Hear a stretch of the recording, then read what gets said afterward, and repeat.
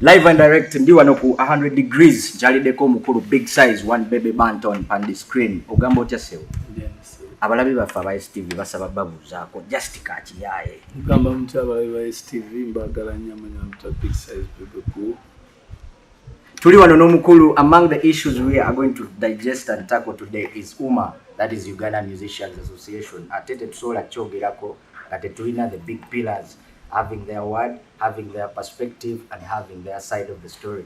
Going up big size, one of the big guns in the industry.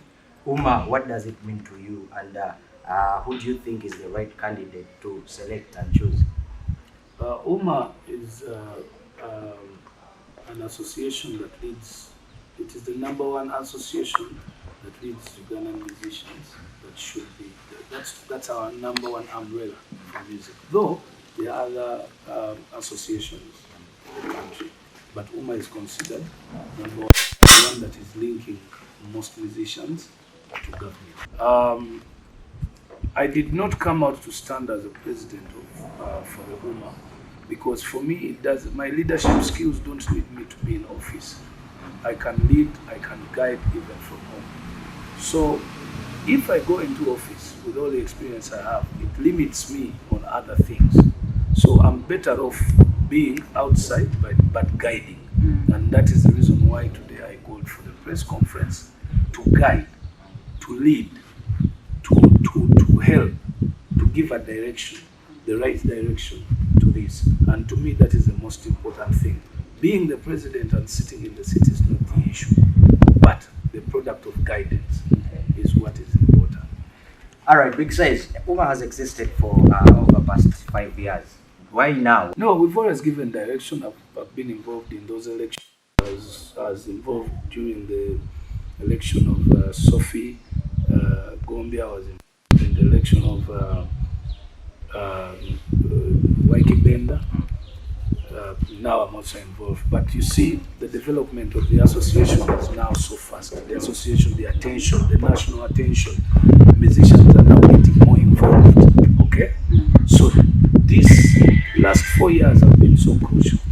Of course, the 2 years during Cindy's first term, and then the 2 years of COVID. Of course, she stayed the president because we couldn't vote. So there's been a lot of attention from so many artists. So now we are all concentrating on that. Unfortunately, not all artists are in UMA. So this calls for all artists to come and join what? UMA. All associations to come and join UMA. Now, it is important, as I said earlier, that pillars like I be involved and the young ones to trust people like me. We've gone through things, our sector needs to work with the government. It needs to be funded. It needs to be organized. Okay, it needs for the copyright law to be implemented. So many young musicians are always talking about copyright law. The president signed the copyright law more than 20 years ago. But the implementation is the question. Okay, so you need to guide government and the artists on the implementation. And because I have been in this situation in Uganda's art. We are self-made in Uganda. If the industry of Uganda can make Bebe Cool, Bebe Wine, Chameleon, Afrigo, and so on and so forth, then it means it is worth it. There is a lot it can do. So the only remaining thing is, can it organize us? If we are organized well by the government, then that means our money is protected. Our investments are protected. Okay? And then we work within the lines. That means also government will get the taxes it's missing. Okay? In the music industry today, the music contributes about 3% of the GDP. Okay? That is multi-million dollars. Now, if we contribute 3% to the GDP, other sectors which contribute the rest of the 97 are organized by the government, are protected by the government. So must our sector be protected by the government. You get it? So in that form, we need to be serious with this kind of election. We need to vote people, find leadership that has understood, that understands, that can interpret, that can read English, interpret. These things are in English. These things need interpretation. Because the artist in Mbarara doesn't know English. You need to interpret it in Nyankore or Uganda or the artist in Bulu, lucky enough, knows English. So language is so crucial, but not just speaking it, interpreting. So that brings in the level of education. So level of education is so crucial because then you understand the words and the meaning of the statements made by government. Government will suggest things. If you don't know, then you won't be able to tell, but they are throwing us in a trap. Okay? But if you're educated to a certain level, then you can interpret government policies, interests. You get it? So we need a leader who can understand, who can interpret all those things at the go. So today I came out to support Cindy and to back Cindy. The reasons are simple and they're very sensitive. They should be taken by people to think about them. One, there's been 3 presidents before Cindy, but all of them did not complete their terms. They threw the towel because there are so many problems and lack of understanding from musicians towards the people who are leading us. There's so much speculation, so-and-so stole money, they're interested in money, this person is bad, he doesn't listen, blah, blah, blah. But we have about 50,000 people in the arts. You can't listen to everyone. You can't do what everyone says because the decision has to be one. Now, yes, there are mistakes that people like Cindy have done here and there. But then Cindy has managed, out of the last 4 presidents of Puma, she's the only one who brought the towel till the last line, while others gave up. Why do you think others gave up? Because the job is not simple. Okay? Now, secondly, Cindy's situation today allows us to deal with reconciliation, unity, and continuity. Those are the 3 factors in life that any developing country needs at any level, whether at the highest level of presidency politically or at family level. When a man and a husband, when a husband and a wife fight, for the family to settle and for the children to be successful, there needs to be reconciliation of the parents, families. Once you reconcile, that means unity, you speak in one language, and that one language means you continue from where you stopped. So my support for Cindy, remember I had brought Maurice Kiria in the picture. Maurice gave up, okay? Throughout the time. Yes. So we were left with 2 people. But when I weigh these 2 people, there are 3 people. But 2 people are ahead, of course. The other person, I actually found out about the 3rd party today at the press conference, which is okay. But for me, the 2 people I see ahead, I have to weigh the advantages and disadvantages. So the advantages of Cindy are way so many compared to the advantages of Saha. So we need to use brains, not our hearts. Our hearts, I mean sentiments. Saha is a friend of many. So is Cindy. Okay? So the advantages of Cindy is already Cindy has the knowledge of what it has been for 4 years. Okay? And this is a critical time. Okay? Where we need government now to deepen the industry, guide, finance, organize, support. Okay? You saw we went to, during Cindy's term is when we went to Bulu, we had meetings, government has become interested in the industry. The industry, the stakeholders are also now interested. You can see the fights and voting, so on, so on. But before you could call for an election and no one appeared. So we have to also give Cindy her credit for having led well with FINA. The interest, they walked all over the country, registered people in different in different regions. We now have 16 clusters. So the difference between their term and the previous terms is we are now all feeling attached, and that credit must be given to somebody.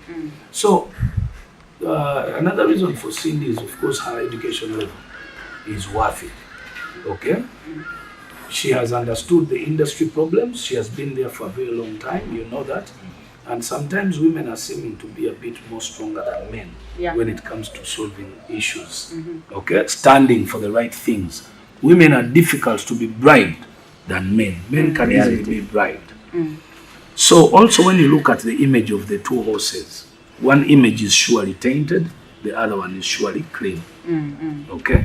So we want this image of the music industry to be represented by the right image. I'm sorry, I am not attacking anyone, but I'm saying reality. Yeah. You all know what the reality is on the ground. We will not, I don't agree with anyone using sentiments of friendship to vote leadership. I say, think, reason out, find the right reasons. It will take us a very long time. Yes, I brought Maurice. I wanted to get a quality leader. Anyway, tuchali ne big size Bebe call achatu taputira mu nsonga lwaki yasazeewo okulonda omukulu Cindy. Tubadde njagala kumanya omulabi wafaaga kumanya endongo yaffe industry weeri yeetaaga omukulembeze oba yeetaaga ideas ne policies oba tewandiise strategies zetwanditambuliddeko. Obuuza ekibuuzo kirungi nnyo nnyo nnyo. Endongo yeetaaga omukulembeze, policies ne ideas byonna wamu.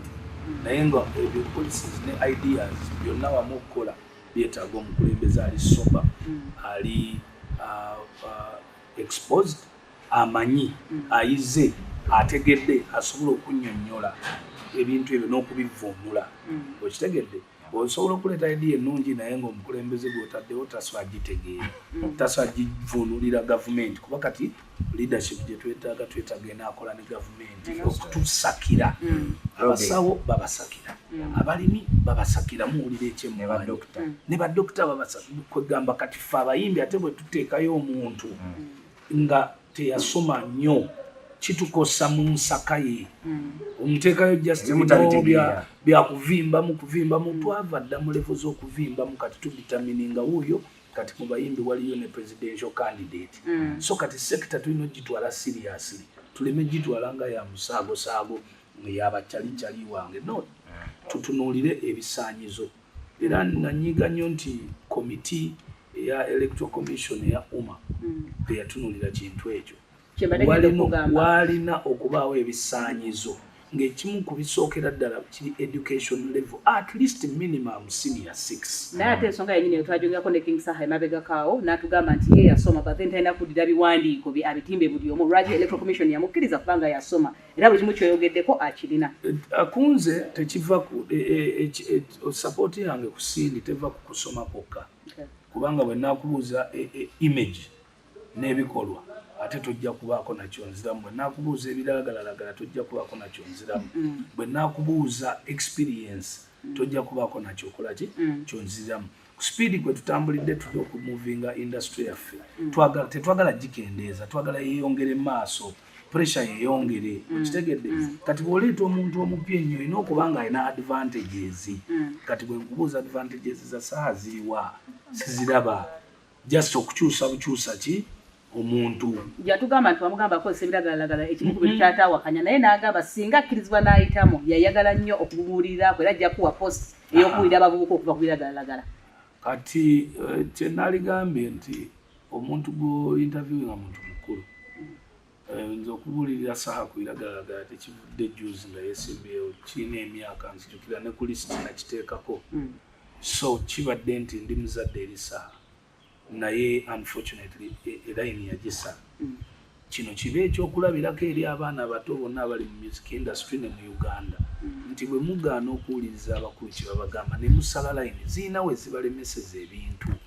Kubanga nze kunze naalibadde ntunuulira direction endala nnyo singa mwana mulere kuba ayimba bulungi. Naate okuyimba obulungi si kye kikuleeta mu ntebe, okuba n'emikwano emingi si kye kikuleeta mu ntebe. Apaana obusobozi kye kikuleeta mu ntebe. Kale singa yali yawuliriza ntudde bwe njogerera twalibadde tetuli ku mboozi eyo, twalibadde tuli ku mboozi endala nti ogenda tukolera ki. Kubanga kati balina okuteekawo manifesto, okay, n'oginnyonnyola. Ate manifesto ogenda oginnyonnyola oba omaze okutegeera ebizibu byaki ebyabayimbi. Awo wenyini bwe mbadde kwagala Bebe Call nti oyogera ng'olaga olina knowledge ku bintu binene byonna byonna, but twawulira nti Alan Hendrick wamujja mu kubeera nti yeesimbawo mu wa UMA ate n'ogamba nti teyakutegeezaako ng'omuzadde. Why didn't you sit down your son n'omunnyonnyola butya okubeera nga jenene yeesimbawo mu UMA?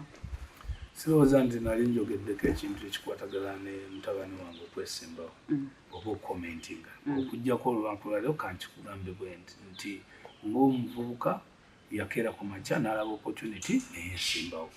Alan okukola ebintu bye teyeetaaga kubuuza kitaawe no, naye asobola okufuna guidelines. Unfortunately teyasooka kufuna guideline, naye n'agenda n'akola ekintu kye. Bwe yatuuka n'amala nenkiraba nemuyita nemugaidinga, era bwe namugaidinga n'aweeyingamu, kubanga Alan's problem si leadership, problem is experience. Talina ki experience. Alan muto nnyo, tayinza kumanya bizibu bya mukulu Moses Matovu wa Frigo oba bya taata Sebata, so abanga yerimba. Kati bwe yesimba ku vice president, emikwano gisobola omuwa ki akalulu oba mukwano gwabe yani ye Alan n'ayitawo. Naye singa president aba akanyuza ettawulo, labayo president wa Uganda abeera addaka okusaawe, tabeera vice president, abeera Alan.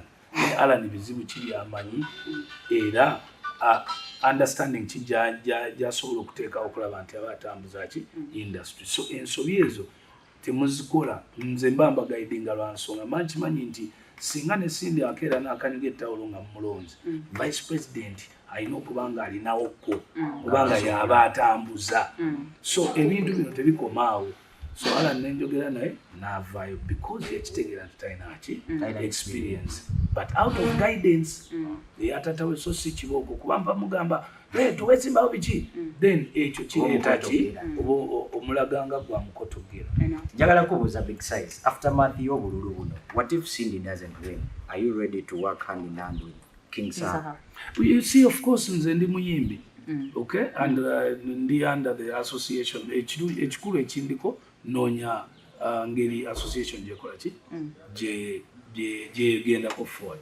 One thing kyemanyi ku bayimbi, King Saha, whether Cindy or King Saha winning, it has nothing to do with Bebe Cool. Kuba akalulu kange kaki kamu. Ekikulu ekisinga obukulu kyemulina okumanya nti ofiisi eyo si nnyangu. So oli ne bw'anaagibeeramu omwezi gumu, ebiri, esatu, tomanyi wagyeraga. Kaakati ekikulu kya ku delivery, era abayimbi bamanyire neeyisa yaabwe. Lemwa okudelivaringa ebintu nga biba byagala bakuvumirawo mu wiiki 2 leero oba mukyama. So n'olwekyo ebyo byonna mbisuubira. So bwayingira ofiisi nga yaliyo, nze nja kutuula ebbali ndabe. Wankubira essimu n'ambuuza nti Rasta kino kikoze kitya? Namugamba kiba kikola weebali. Naye ogwo omulimu mba nkimanyi nti wookubira essimu ezo out of lack of knowledge ku kintu. Kubajjukira bo abambagaye ayigire mu ofiisi. Saawa eno nalisabye nti tetudda nnyo mu kuyigiriza. Kuba tubadde ku speedi ya waggulu, tulumba Sale, tulumba president, tulumba ono, tulumba kiri, okitegeera ministry. Kati buddayo emabega ate okuyigiriza ate omukulembeze omupya, musooka ate ne mudda emabega, okitegedde.